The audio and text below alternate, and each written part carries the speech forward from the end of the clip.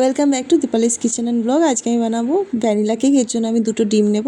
ডিমটাকে একটা বাটিতে ফাটিয়ে নেব।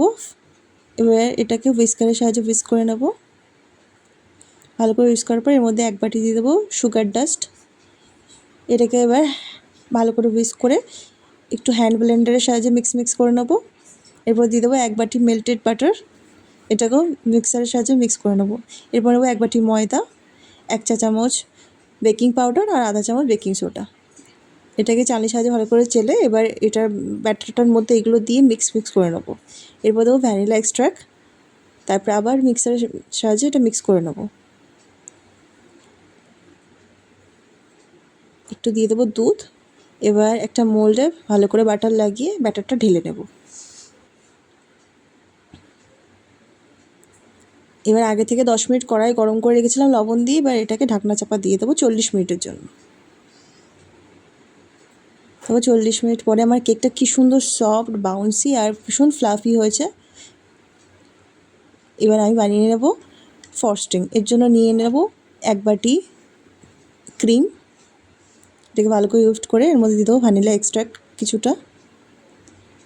এটাকে উইফট করে নেবো ভালো করে। এবার কেকটা লেয়ারে কেটে নেব।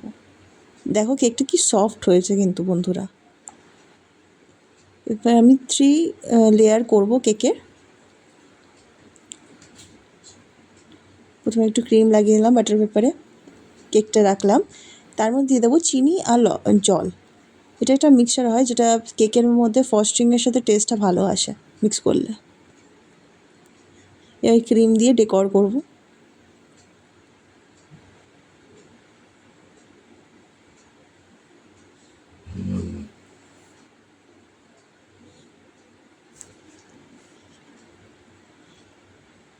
এই কেকটাকে আমি সুন্দর করে ডেকোর করে নেবো। এরপরে দিয়ে দেবো ডার্ক চকলেট চিপস।